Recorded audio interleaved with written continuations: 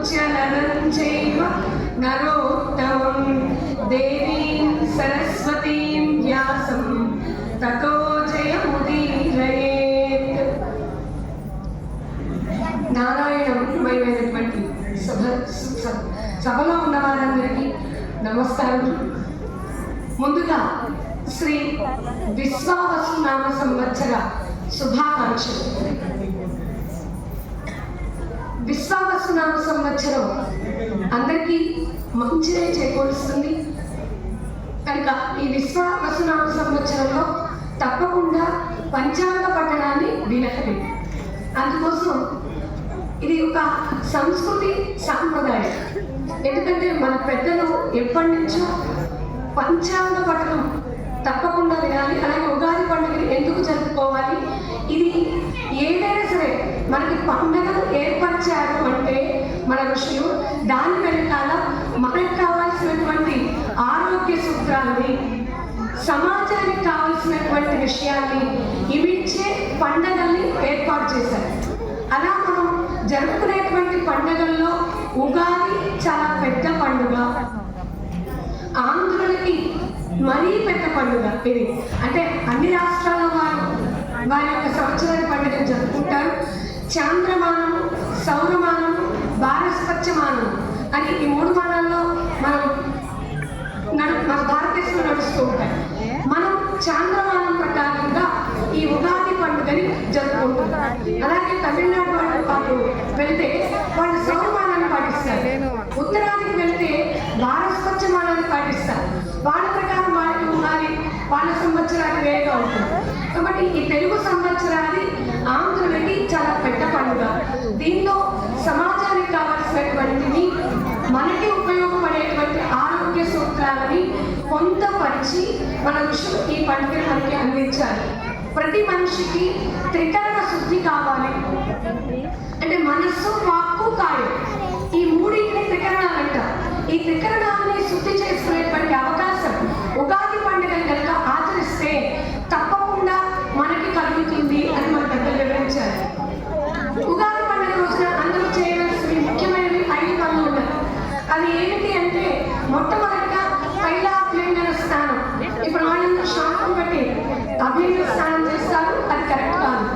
తైలాన్ని మధ్యలో చేసుకుని అభ్యంగన స్నానం చేయాలి. తర్వాత నింబ కుసుమ భక్షణం, వేప పూతని తప్పకుండా వేప పూతతో చేసినటువంటి ప్రసాదాన్ని తీసుకోవాలి. 3వది కుంభదానం, అంటే నీటిని ఉన్నటువంటి ఒక కుండని దానం ఇవ్వడం కానీ, లేదా కుండని స్థాపించి నీరు లేని వారికి మనం దాహార్తి పెరిగేటువంటి రోజులు కాబట్టి నీరుని అందించడం కానీ చేయాలి. 4వది ధ్వజ ఆరోహణం, అంటే ఇంటి మీద జయకేతనాన్ని, కపిధ్వజాన్ని ఎగురవేయాలి. 5వది పంచాంగ శ్రవణం, అంటే ఇప్పుడు నేను చేయబోతున్నటువంటి పంచాంగ శ్రవణాన్ని చేయడం వల్ల సమాజంలో ఉన్నటువంటి వారితో కూడా ఒక చోటకి చేరి అక్కడ కూర్చొని చక్కగా వినేటువంటి అవకాశం, వారి మనసులో ఉన్నటువంటి మాట్లాడుకునేటువంటి అవకాశం ఏర్పాటు చేయడం కోసం ఈ పంచాంగ శ్రవణాన్ని ఏర్పాటు చేశారు. అంటే అందరికీ ఏమనిపిస్తుంటే, మాకు చదువుకోవడం వచ్చు కదండి, పంచాంగం చదువుకుంటాము అంటే చదువుకుంటే కాదు, దానిలో కొన్ని విషయాలు తెలియని ఉంటాయి కనుక పండితుల ద్వారా, ఎవరైనా చదువుకున్న వారి ద్వారా ఆ విషయాన్ని వింటాం అనేది ఉంటుంది. ఇక్కడ చాలా మంది విద్యార్థులు ఉన్నారు.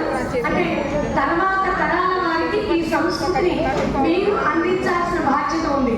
కనుక పంచాంగం అంటే 5 అంకములు, తిథి, వార, నక్షత్ర, యోగ, కరణములు అనేటువంటివి 5 అంగాలతో పంచాంగం ఏర్పరచబడింది. పంచాంగాన్ని వినడం వల్ల మాకేంటి ఉపయోగం అంటే, శ్రీ కళ్యాణ గుణావహం రిపుహరం దుస్వప్న దోషాపహం. అంటే పంచాంగాన్ని వినడం వల్ల కళ్యాణ గుణావహం, శుభం కలుగుతుంది. తర్వాత రిపుహరం అంటే శత్రువులు అనే వాళ్ళు ఉంటారు. దుస్వప్న దోషాపహం అంటే ఎటువంటి చెడు కళలు రావు. ఇంకా గంగా స్నాన విశేష ఫలనం, గంగలో స్నానం చేస్తే ఎంత ఫలితం కలుగుతుందో అంత ఫలితం కలుగుతుంది. గోదానం తుల్యం రుణ, గోదానం చేస్తే ఎంత ఫలితం కలుగుతుంది. ఆయుర్బుద్ధిరుత్తమం శుభకరం సంతాన సంపత్ప్రదం. ఆయుష్ వృద్ధి కలుగుతుంది, సంతానం కూడా చక్కగా వృద్ధి చెందుతుంది. దాంతో పాటుగా నానా కర్మ సుసాధనం, పనులన్నీ పూర్తి అవుతాయి. సముచితం పంచాంగమాకర్ణ్యత, పంచాంగాన్ని ఆలకించడం వల్ల ఈ లకపాలు ఉన్నాయి అంటే మన పనులన్నీ చక్కగా పూర్తి అవుతాయి అనే విషయాన్ని పంచాంగం వల్ల తెలుస్తుంది. ఇక 5 అంగాలు తిథి వార నక్షత్ర యోగకరణము. తిథిని తెలుసుకోవడం వల్ల శ్రేయస్సు, వారాన్ని తెలుసుకోవడం వల్ల ఆయుష్, అలాగే నక్షత్రార్థతే హతే పాపం, నక్షత్రాన్ని తెలుసుకోవడం వల్ల పాపం, యోగం వల్ల రోగ నివారణం, కర్ణ అంటే కర్ణాన్ని తెలుసుకోవడం వల్ల సిద్ధి కలుగుతాయి. ఏం సిద్ధి కలుగుతుందంటే పని చక్కగా సిద్ధి కలుగుతుంది. అందుకని పంచాంగాన్ని తెలుసుకోవాలి. ఈ సంవత్సరం పంచాంగ ఫలితాన్ని ఎలా ఉంటుంది, సంవత్సర ఫలితం, రాశి ఫలితాన్ని క్లుప్తంగా తెలుస్తుంది. ఇప్పటికి కలియుగం ప్రారంభమై 5126 సంవత్సరాలు పూర్తి అయింది. ఇప్పుడు మనకి 60 సంవత్సరాలు ఉంటాయి తెలుగులో. 60 సంవత్సరాలు, 27 నక్షత్రాలు, తర్వాత తిథులు, ఇవి పిల్లలకి రావాలి. ఈ 60 సంవత్సరాలలో మనం ఇప్పుడు 39వ సంవత్సరం విశ్వావసునామ సంవత్సరంలో ఉన్నాం. ఈ విశ్వావసునామ సంవత్సరానికి ఇంకొక పేరు ఉంది, ఇదువత్సరము. ఇక విశ్వావసునామ సంవత్సరం అంటే అర్థం ఏంటి అంటే చాలా మంచి అర్థం ఉంది. అంటే క్రోధినామ సంవత్సరంలో క్రోధం, కోపం అని చెప్తున్నాం. ఇక్కడ శ్రీ అంటే లక్ష్మి అనే అర్థం. లక్ష్మి అంటే అందరికీ చక్కగా బోర్డు సంపాదన కలిగి ఉండడం, ధనం కలిగి ఉండడం, ఇది కాదు లక్ష్మి. మాట్లాడడం లక్ష్మి, నడవగలగడం లక్ష్మి. ఇవన్నీ మనం చేయగలిగిన పనులన్నీ ఐశ్వర్యంతో కూడినవే. శ్రీ విశ్వ వసు నామ సంవత్సరం. ఇక విశ్వం సమస్తం ప్రకాశయతి కిరణై విశ్వావసు అనే అర్థం ఉంది. క్షేమాన్ని కలిగించేది అని, ఉనికిని కలిగించేది అని, ఇలా చాలా అర్థాలు ఉన్నాయి విశ్వావసు అంటే. విశ్వావసు నామ సంవత్సరం, ఈ సంవత్సరం ధాన్యం దానం చేయడం శుభాన్ని చేకూరుస్తుంది. ఈ సంవత్సరం జన్మించేటువంటి శిశువు ఎలా ఉంటారు, వాళ్ళ యొక్క లక్షణం అంటే చక్కగా మృదువైన స్వభావాన్ని కలిగి ఉంటారు, ఉదార స్వభావాలై ఉంటారు. దాంతో పాటుగా చక్కగా మంచి ఉన్నతమైన జీవితాన్ని కొనసాగిస్తారు. ఈ సంవత్సర ఫలితాన్ని తెలుసుకున్నాం. ఈ సంవత్సరం ఆదివారం ఉగాది వచ్చింది కనుక ఏ వారం వస్తే అక్కడ ఆ వారం యొక్క ప్రభావం ఉంటుంది. ఆదివారం వచ్చింది కనుక ఈ సంవత్సరం మనకి రాసు రవి. ఇంకా రవి ఇంకొక 3 ఆధిపత్యాలను తీసుకున్నాడంటే మనకి నవగ్రహాలు ఉంటాయి, 9 గ్రహాలు. ఇవి మన మీద ప్రభావం చూపిస్తూ ఉంటాయి. ఎవరైనా మాకు ప్రభావం చూపించిందంటే మరి సూర్యుడు ఎండలో ఉన్నప్పుడు మనం నీడ కావాలని పరిగెడతాం. మన ప్రభావం చూపించినప్పుడు ఎందుకు అక్కడ ఎండలో ఉండొచ్చు.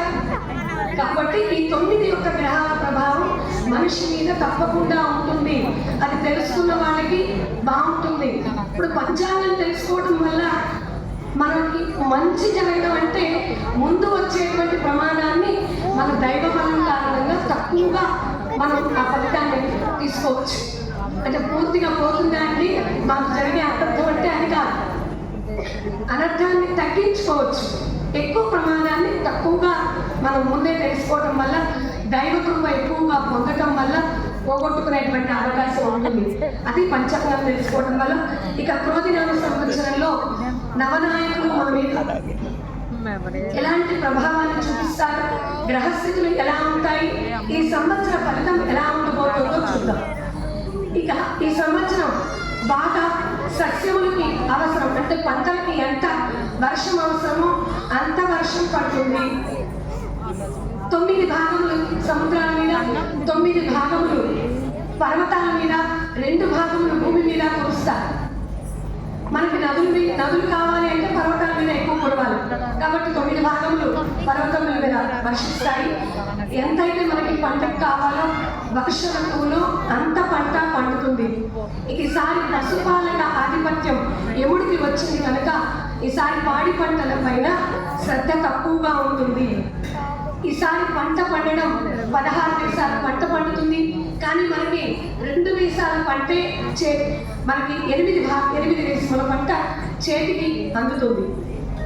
ఇక విశ్వావసునామ సంవత్సరంలో వత్సరాధిపతి రాహు.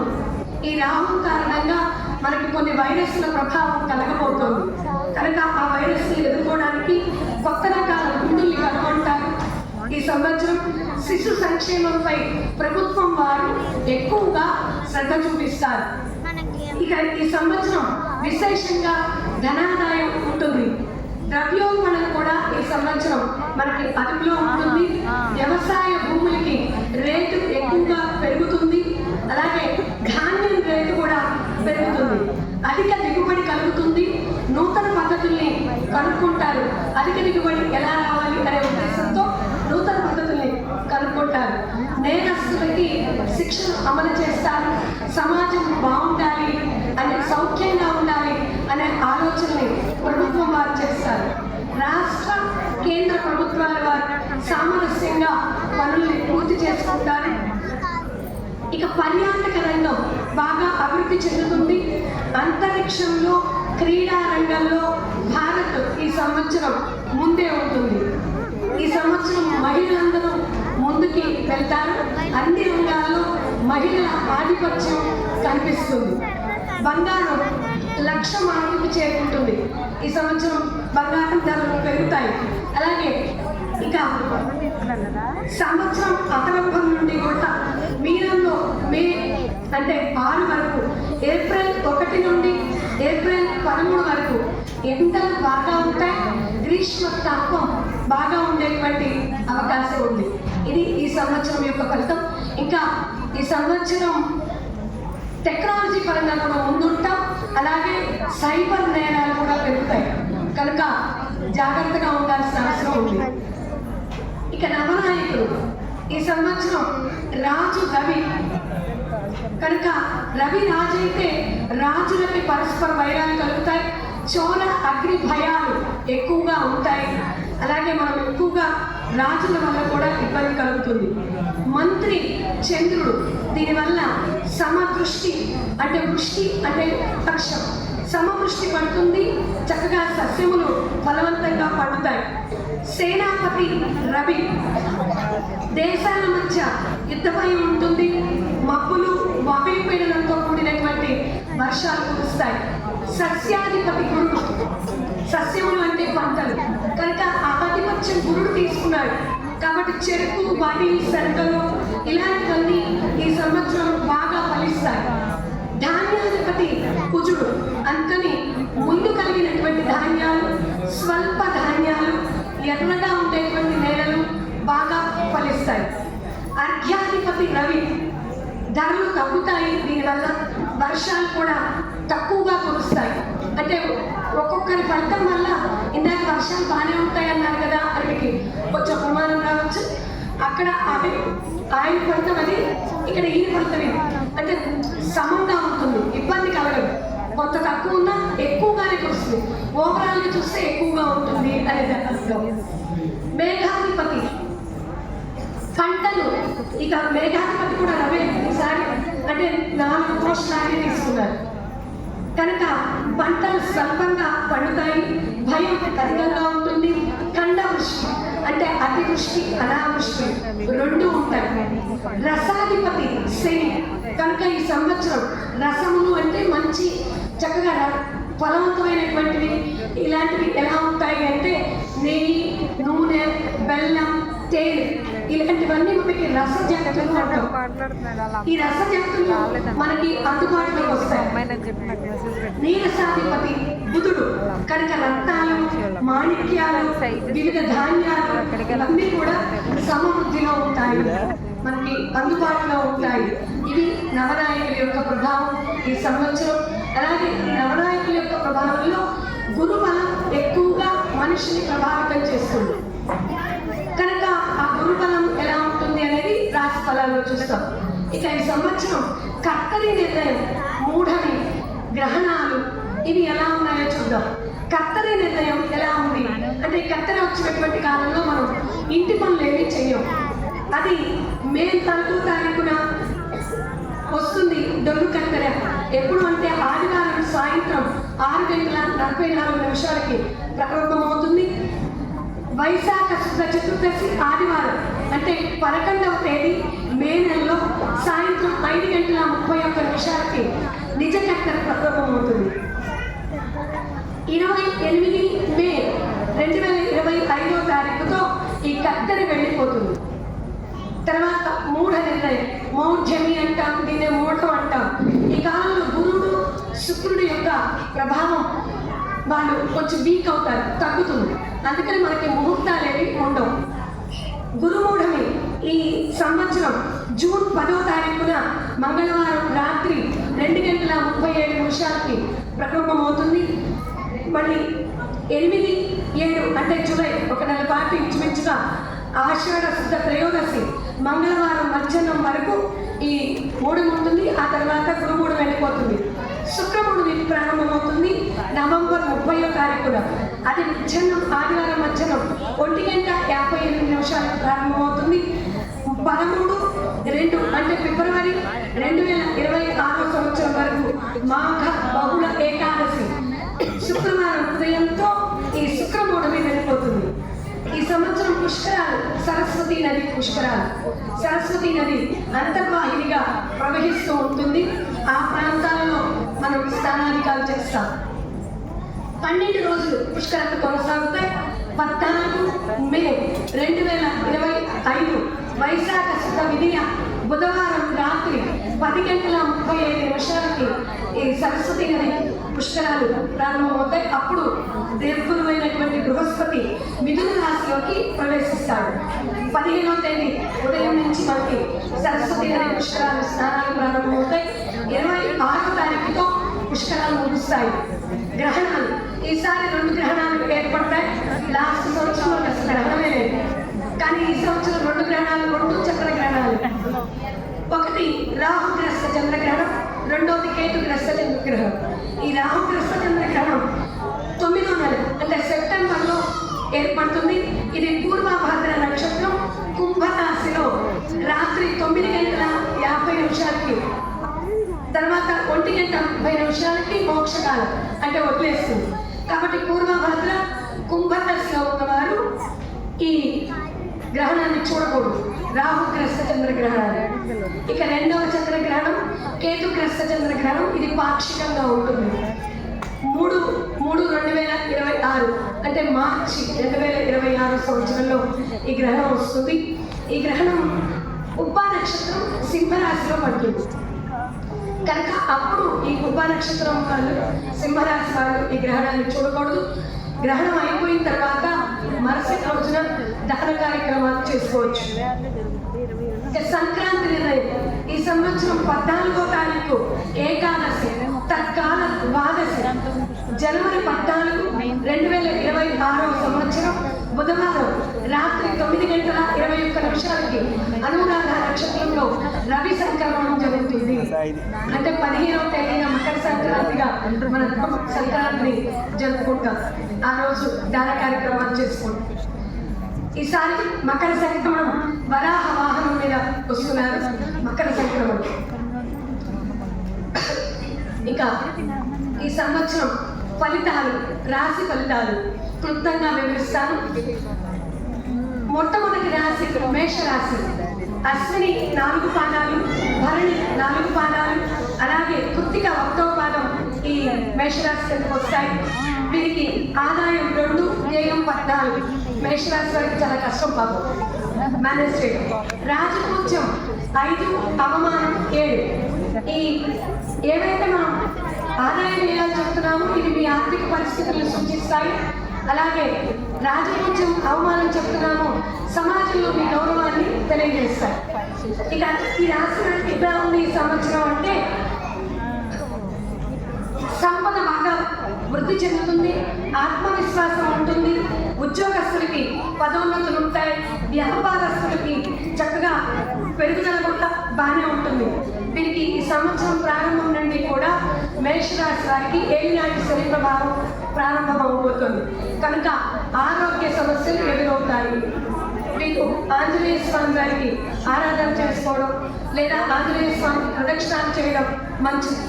ఉద్యోగస్తులకి మంచి కాలం మేషరాశి వారికి. రాజకీయ నాయకులకి కళాకారులకి మాత్రం మధ్యమంగా ఉంది, రాజకీయ నాయకులకి బాగుంటుంది. ఇక వ్యాపారస్తులకి ఈ దర్శనాలకి బాగున్నాయి. కూల్ డ్రింక్ వ్యాపారాలు లాంటివి, సీతాపారి వ్యాపారాలు కలిసి వస్తాయి. విద్యార్థులకి గురుబలం బాగుంటుంది, కానీ చెడు సహవాసాలకి వెళ్ళకూడదు మేషరాశిలో ఉన్నటువంటి విద్యార్థులు. వ్యవసాయదారులకి 2 పంటలు పండుతాయి. పండ్ల తోటల వారికి నష్టాలు, కూరగాయల వ్యాపారాలకి కూరగాయ తోటలు పండించే వారికి లాభాలు ఉన్నాయి. స్త్రీలకి బాగుంటుంది ఈ సంవత్సరం, ధార్మిక కార్యక్రమాల్లో పాల్గొంటారు. అలాగే ఈ రాశి వారి యొక్క అదృష్ట సంఖ్య 9. వృషభ రాశి. ఈ రాశి వారికి కృత్తిక 2, 3, 4 పాదాలు, రోహిణి 4 పాదాలు, మృగశిర నక్షత్రం 2 పాదాలు, ఇవి వృషభ రాశి కిందకి వస్తాయి. ఇక ఈ రాశి వారికి ఈ సంవత్సరం చాలా బాగుంటుంది. పట్టిందల్లా బంగారం అంటారు. ఈ సంవత్సరం మీరు ఎంత చెబితే అంత, ఏ మాట చెప్పినా వింటారు. అలాగే ధనం సమృద్ధిగా ఉంటుంది. ఉద్యోగస్తులకి ప్రమోషన్స్తో కూడినటువంటి బదిలీలు కూడా ఉంటాయి. ప్రతి పనిలో కూడా కుటుంబ సభ్యుల మద్దతు వీరికి లభిస్తుంది. ఈ సంవత్సరం వ్యాపారస్తులకి యోగ్యమైనటువంటి కాలం. ఇక విద్యార్థులకి గురుబలం బాగుంటుంది. మీరు అనుకున్నటువంటి సీట్లని, అంటే మెడిసిన్ ఇలాంటి సీట్లని పొందగలుగుతారు. స్త్రీలకి చాలా విశేషమైన యోగం. వృషభ రాశిలో ఉన్న స్త్రీలకి సంవత్సరం చాలా బాగుంటుంది. జూలై, నవంబర్ మధ్యకాలంలో వీరికి సంతానానికి సంబంధించిన ఆందోళన కలుగుతుంది.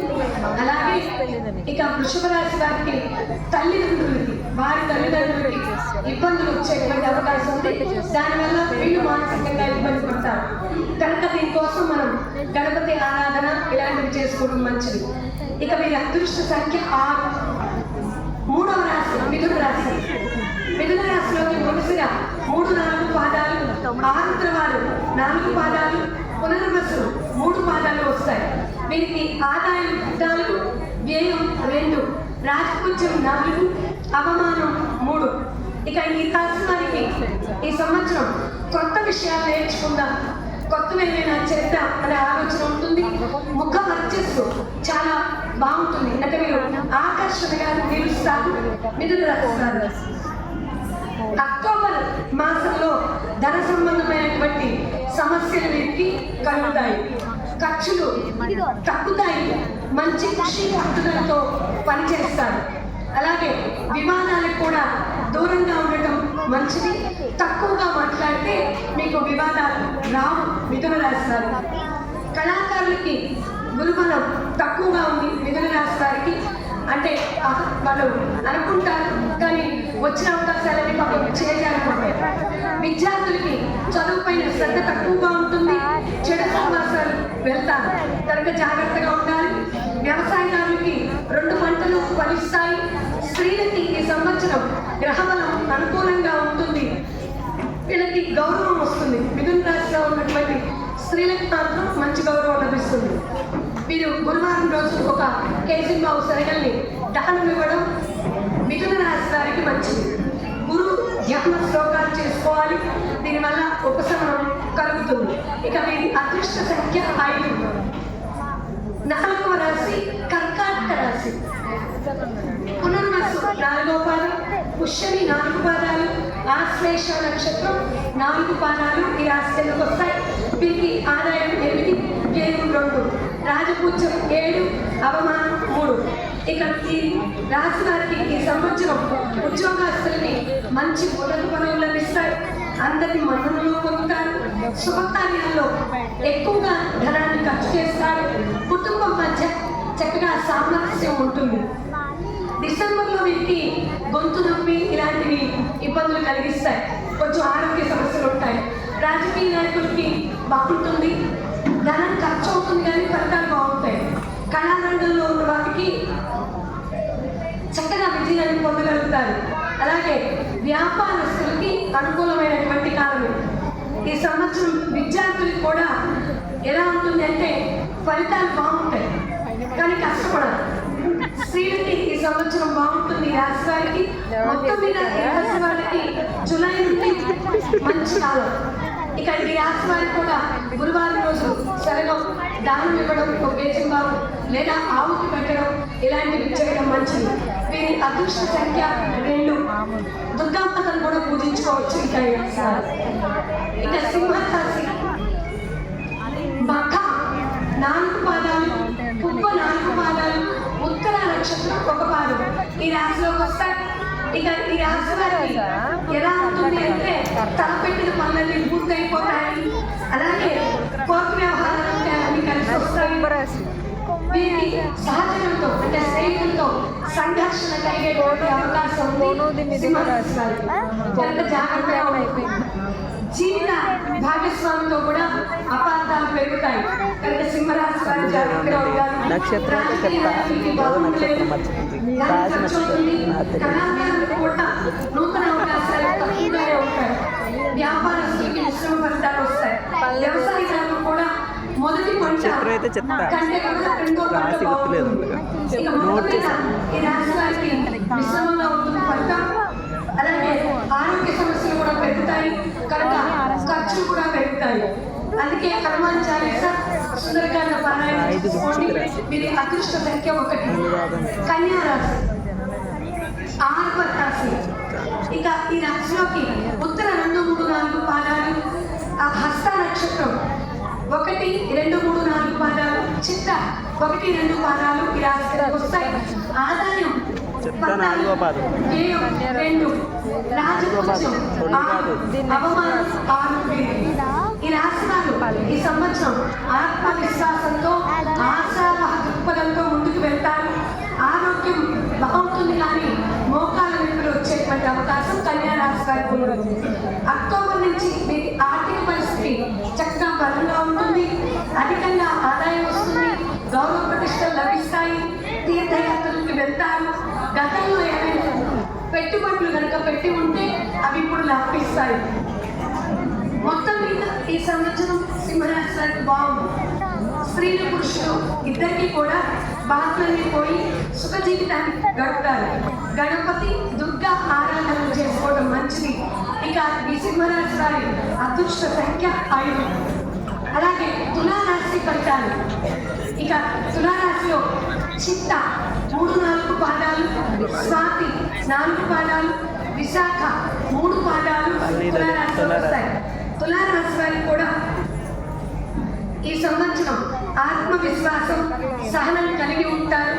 వీరికి ఉదర సంబంధమైనటువంటి వ్యాధులు ఈ సంవత్సరం ఇబ్బంది పడతాయి, కానీ కృషికి తగినటువంటి గౌరవం ఉంటుంది. కుటుంబంలో చక్కగా సామరస్యం ఉంటుంది తులారాశి వారికి. అలాగే ఉద్యోగస్తులకి, రాజకీయ నాయకులకి, కళాకారులకి అందరికీ బాగుంది ఈ సంవత్సరం. వ్యవసాయదారులు కూడా బాగుంది. వ్యాపారస్తులకి, విద్యార్థులకి అందరికీ గురుబలం బాగుంటుంది. అందుకని తులారాశి వారికి ఈ సంవత్సరం బాగుంది. ఈ సంవత్సరం మీరు గృహంలో శుభకార్యాలు కూడా చేస్తారు. ఇక వీరికి చిన్న చిన్న ఇబ్బందుల నుంచి తొలగించుకోవడం కోసం విష్ణు గణపతి ఆరాధన చేసుకోవాలి. ఈ రాశి వారి యొక్క అదృష్ట సంఖ్య 6. వృశ్చిక రాశి విశాఖ 4వ పాదం, అనురాధ 4 పాదాలు, జ్యేష్ఠ నక్షత్రం 4 పాదాలు వృశ్చిక రాశిలోకి వస్తారు. వీరి ఆదాయం 2, వ్యయం 14. వీరికి కూడా ఇబ్బంది కాలమే. రాజపూజ్యం 5, అవమానం 2. వీరికి ఆరోగ్యం వృశ్చిక రాశి కొంచెం బాగుండలేదు, చాలా జాగ్రత్తగా ఉండాల్సిన కాలం. ఆరోగ్యం క్షీణిస్తుంది వృశ్చిక రాశి వారికి. కనుక నరసింహస్వామికి ఆరాధన చేసుకోవడం వల్ల వీరికి ఉపశమనం కలుగుతూ ఉంటుంది. ఇక పనులు ఆటంకాలు ఏర్పడతాయి. ఉద్యోగస్తులకి ప్రమోషన్తో కూడిన బదిలీలు ఉంటాయి. రాజకీయ నాయకులకి ఈ సంవత్సరం అనుకూలంగా ఉండదు వృశ్చిక రాశి వారికి. కళాకారులకి కొంచెం అనుకూలంగా ఉంటుంది. వ్యాపారాల వారికి అనుకూలంగా ఉంటుంది. కొత్త వ్యాపారాలు మొదలు పెట్టారు. హోటల్, కిరాణా వ్యాపారాలు కలిసి వస్తాయి. అలాగే స్త్రీలు, అన్ని వర్గాల వారికి ఇది బాగుంటుంది. వీరికి ఈ సంవత్సరం ఎవరైనా గర్భిణీ స్త్రీలు ఉంటే వారికి పుత్ర సంచార యోగం కూడా కలిగే అవకాశం ఉంది. ఇక సుబ్రహ్మణ్య ఆరాధన, నరసింహస్వామి ఆరాధన ఈ రాశి వారికి కలిసి వస్తాయి. ఈ రాశి వారి అదృష్ట సంఖ్య 9. ధనస్సు రాశి మూల 4 పాదాలు, పూర్వాషాఢ నక్షత్రం 4 పాదాలు, ఉత్తరాషాఢ 1వ పాదం ఈ ధనస్సు రాశిలోకి వస్తాయి. ఆదాయం 5, వ్యయం 5, రాజపూజ్యం 1, అవమానం 5. ఇక మీరు ఎలా ఉంటారు ఈ సంవత్సరం అంటే ధనురాశి వాళ్ళు మంచి ఆలోచనలు కలిగేలా, అధికారం వీళ్ళకి కలిగేలా ప్రయత్నిస్తారు. భూమి కొనుగోలు చేస్తారు. అలాగే భూమిని అమ్మటం వల్ల కూడా లాభం కలుగుతుంది. అక్టోబర్లో వీళ్ళకి తలనొప్పి, ఉదర సంబంధ వ్యాధులు ఇబ్బంది పడతాయి. కనుక గురువారం రోజుని కూడా శనగలు దానం చేసుకోవడం లేదా ఎక్కడైనా ఆవుకి పెట్టడం మంచిది. జూలై నుండి నవంబర్ మధ్య వీళ్ళకి దీర్ఘంగా వచ్చే వ్యాధులు, షుగర్ ఇలాంటివి కూడా ఇబ్బంది పడతాయి. ఎందుకంటే ఎంత జరిగినా వీళ్ళకి తృతీయ స్థానంలో రాహు ఉంటాడు.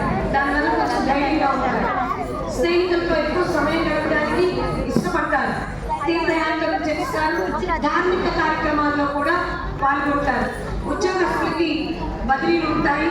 అలాగే పరిశోధనలు చేసేవాళ్ళు కొత్త విషయంలో కనుక్కుంటారు. ఈ సంవత్సరం సైంటిస్ట్ ఎవరైనా ఉంటే ఈ రాశిలో వీళ్ళు కలిసి వస్తుంది. కళాకారులు కూడా ఈ సంవత్సరం బాగుంటుంది. వ్యాపారస్తుల్లో ఔషధ వ్యాపారం అంటే మెడికల్ షాప్ వాళ్ళు ధనురాశిలో ఉంటే ఈ సంవత్సరం కలిసి వస్తుంది. వీరికి వ్యవసాయదారులు కూడా అధికంగా పంటలు పండుతాయి. దిగుబడి బాగానే ఉంటుంది. మొత్తం మీద ఈ రాశి వారికి బాగానే ఉంటుంది. స్త్రీలకు కూడా మహోన్నత కాలం, చాలా మంచి కాలం. ఆరోగ్య సమస్యలు మినహా వీరికి ఏమి ఇబ్బందులు ఉండవు. ఇక శివుడికి రుద్రాభిషేకాలు, విష్ణు సహస్రనామ పారాయణలు చేసుకుంటే ఆ చిన్నపాటి ఇబ్బందులు కూడా తొలగిపోతాయి. అలాగే వీరి అదృష్ట సంఖ్య 3.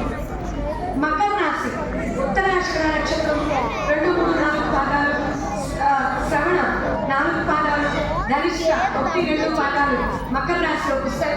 వీరి ఆదాయం 8, వ్యయం 14, రాజపూజ్యం 4, అవమానం 5. ఇక మకర రాశి వారు ఈ సంవత్సరం వివేకంగా ఉంటారు. ఉదార స్వభావంలో ఉంటారు. చక్కగా ప్రజల యొక్క మన్నన ఉంటుంది. అలాగే కుటుంబంలో వృద్ధి ఉంటుంది. తప్పకుండా వీరు ఈ సంవత్సరం కొత్త ఇంటిని నిర్మించుకుంటారు. ఇంకా సంవత్సరం కూడా ప్రయాణాలు చేస్తూ ఉంటారు. మీరు ఈ సంవత్సరం విదేశీ ప్రయాణాలు కూడా ఉన్నాయి. మకర రాశిలో ఉద్యోగస్తులకి, తర్వాత రాజకీయ నాయకులకి, కళాకారులకి బాగుంది. వ్యాపారస్తులకు కూడా లాభమే. ఇక వ్యవసాయదారులకి 2 పంటలు వస్తాయి. స్త్రీలకు కూడా చాలా యోగ్యమైన కాలం ఈ రాశి వారికి. ఈ రాశి వారికి మొత్తం మీద బాగుంది.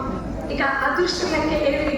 అందుకే మీరు చిన్న చిన్న ఇబ్బందుల నుంచి తొలగించుకోవాలంటే వెంకటేశ్వర స్వామి ఆరాధన చేస్తే సరిపోతుంది. ఇక కుంభరాశి ధనిష్ట 3, 4 పాదాలు, శతభిషం 4 పాదాలు, పూర్వభద్ర 3 పాదాలు ఈ రాశి కిందకు వస్తాయి. ఆదాయం 8, వ్యయం 14, రాజపూజ్యం 7, అవమానం 5. ఇక ఈ రాశి వారికి ఆదాయ మార్గాలు చాలా పెంచుకుంటూ పోతారు. ఆర్థికంగా చాలా లాభపడతారు. ఎక్కువగా ఆస్తి సంపదను ఈ సంవత్సరం మీరు కూడా ఉంటారు. అలాగే జూలై, నవంబర్ మధ్యలో కొన్ని కుటుంబంలో ఇబ్బందులు వచ్చే అవకాశం ఉంది. కానీ కష్టపడి ముందుకు వెళ్తారు. వీరికి అవగాహన శక్తి ఈ సంవత్సరం తక్కువగా ఉంటుంది. కనుక తొందరపడి నిర్ణయాలు తీసుకోకూడదు. ఇక ఈ సంవత్సరం వీరికి ఉద్యోగస్తులకు కూడా ఎలా ఉంటుందంటే బాగా కష్టపడితే కానీ ప్రమోషన్స్ కానీ బదిలీలు కానీ ఉండవు. స్థిరాస్తులు, సంతానం వల్ల వీరికి లాభం ఉంది. రాజకీయ రంగంలో ఉన్న వారికి బాగుంది. కళాకారులకి మంచి అవార్డులు వస్తాయి. అన్ని రంగాల్లో ఉన్న వారికి కూడా, వ్యాపారస్తులకి బాగుంది. విద్యార్థులకి బాగుంది. అలాగే వ్యవసాయదారులకి మంచిగా పంటలు పండుతాయి. స్త్రీలకు కూడా ఈ సంవత్సరం కుంభరాశి వారికి అనుకూలం. చిన్నపాటి ఇబ్బందులు ఉంటాయి. అలాగే ఏలినాటి శని వీరికి ప్రభావం చూపిస్తూ ఉంటుంది. ఈ మార్పు నుంచి బయటకు రావడానికి హనుమంతుడిని పూజించాలి. హనుమాన్ చాలీసా పారాయణ చేసుకోవాలి. ఈ రాశి వారి యొక్క అదృష్ట సంఖ్య 8. ఇక చివరి రాశి 12వ రాశి మీన రాశి. ఈ రాశి వారికి పూర్వభాద్ర నక్షత్రం 4వ పాదం, ఉత్తరాభాద్ర 4 పాదాలు, రేవతి 4 పాదాలు. ఆదాయం 5, వ్యయం 5, రాజపూజ్యం 3, అవమానం 1.